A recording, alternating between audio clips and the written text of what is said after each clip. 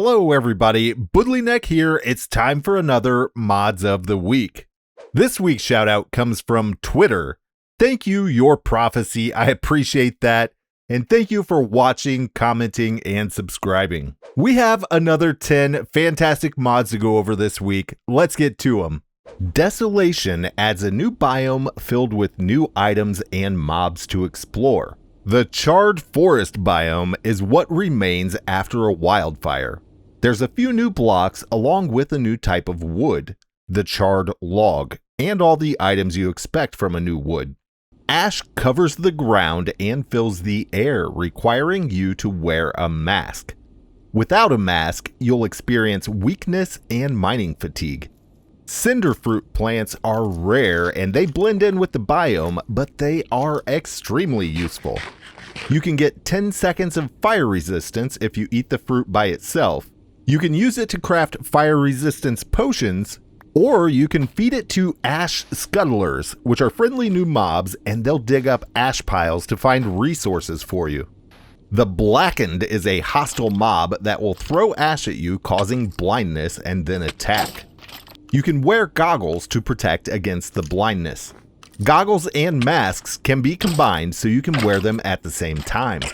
Very rarely, the Blackened will drop a Heart of Cinder that can be used to brew potions of Cinder Soul, which are pretty amazing potions. I think this biome looks great and adds a nice touch of destruction to the overworld. Grass Greener is a very simple mod that only adds one block. When you give the Grass Greener block a redstone signal, it will find and convert all dirt blocks in a 9x9 area into grass.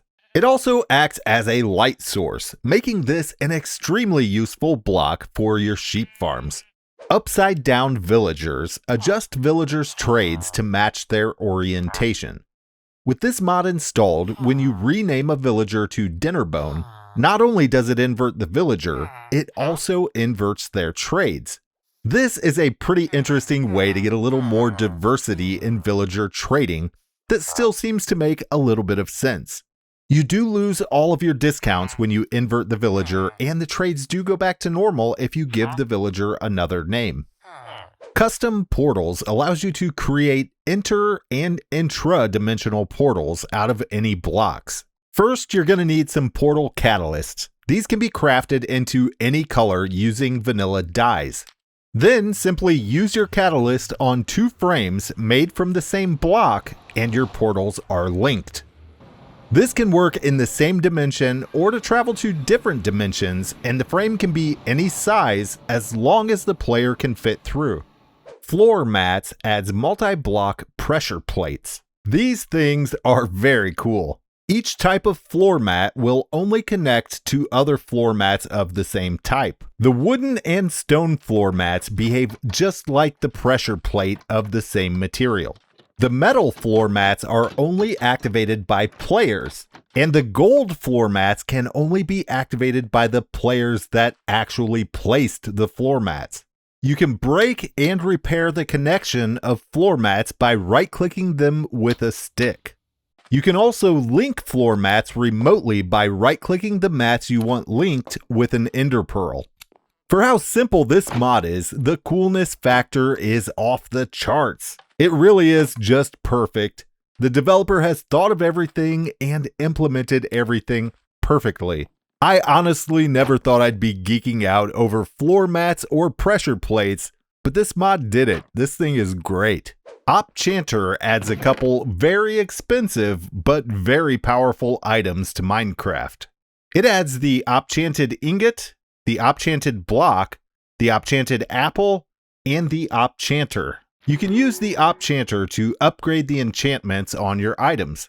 Right-click the OPChanter with the item that you want upgraded, and you have a random chance of a random enchantment getting upgraded. And you can keep going as long as your level is higher than the level of the enchantment. As your enchantment levels get higher, the chances of a successful upgrade get lower. But as you can see here with the OPChanter, you can level your enchantments way past the normal maximum.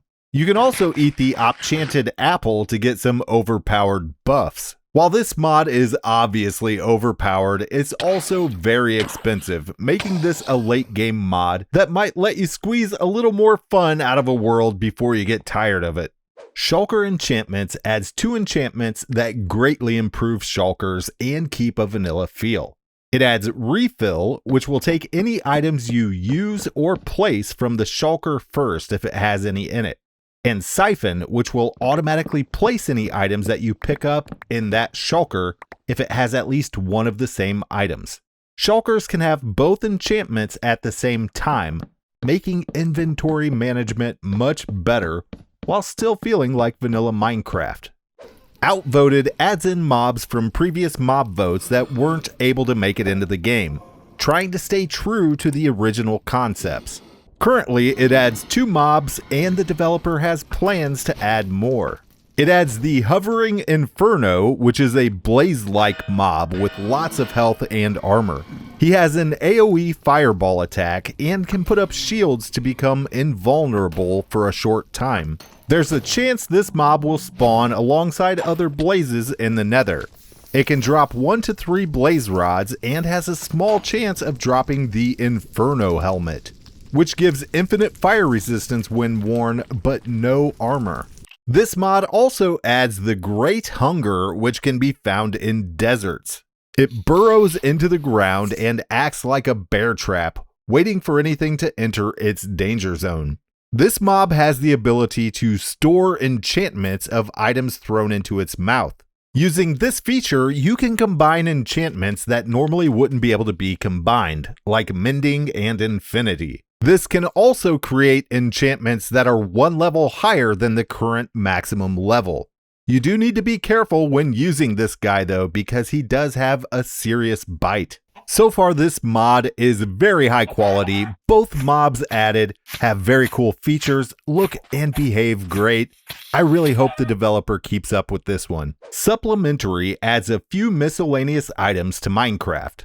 It adds signposts that can face in any direction, a turntable that can rotate entities on top of it or blocks in front of it. It adds pedestals that can double as columns, planters that can grow crops without the need of water. This means you can actually grow food in the Nether. It adds notice boards that display the first page of books. These can interact with hoppers, so you could automate a cool changing message.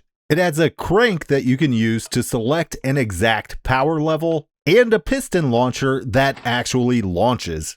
There are faucets that can drop items from inventories. They can also drop water from cauldrons to fill jars, which are a new container that can hold up to 4 buckets of liquids.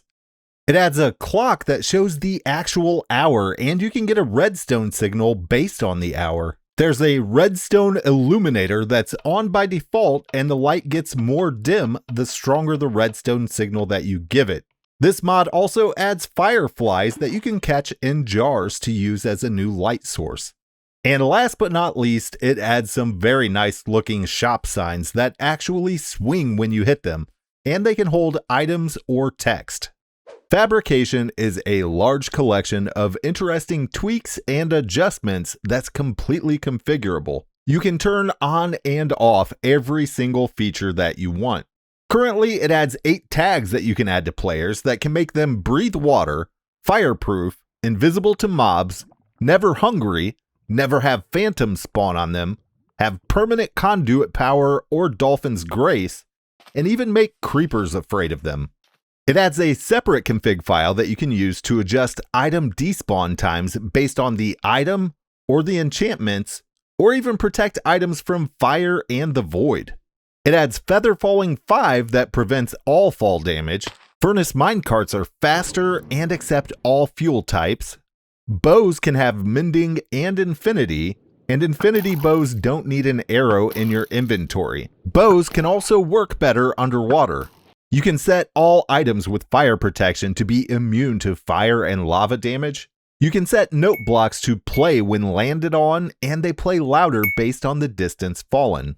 Note blocks show their current note and sound when tuning, and you can use piles of sticks to pick the exact note that you want. You can set observers to see entities, And just like slime can't stick to glazed terracotta, you can set it so spiders can't climb on it, making spider farms much easier. It can add a moistness mechanic that makes entities wet for 5 seconds after leaving water, which affects fire and undead burning. Enchanted books show the first letter of their enchant to make them easier to identify at a glance. Your tools can identify important enchantments, that way it's easy to tell your fortune from your silk, for example. You can set despawning items to blink to warn you that they're about to despawn. You can set obsidian to be 3 times faster to mine. Anvils can cost the same every time instead of increasing, making repairing with the anvil a viable option. Tridents with impaling can do more damage to mobs that are touching water or are wet. And you can add power to increase ranged damage and sharpness to increase melee damage of tridents. You can set it so walking on top of a cactus doesn't hurt if you have boots on, touching the side of cactus doesn't hurt if you have a chest plate on, and berry bushes not hurt if you have leggings on. This mod adds many more options, more than I have time to cover. And remember, you can turn on and off every single option, so you can really dial it in to exactly what you want, making this a very valuable mod to add to your arsenal. And that is all the time we have for this episode. I want to thank you guys so much for watching. I want to give an extra big thank you to all my Patreon supporters. You guys really are great, and I appreciate all the support. Thank you guys. This was a long episode. A lot of these mods just added so much to the game. I didn't have time to go over all of it. I really tried to do justice to all the mods. I know the developers put a lot of work in, and I want to do my very best to show it the very best that I can. Thank you guys for watching. If you like this episode, you know what to do. Hit that like button down below. Subscribe if you haven't subscribed yet. Keep playing. Keep having fun. We will see you guys next time. Bye.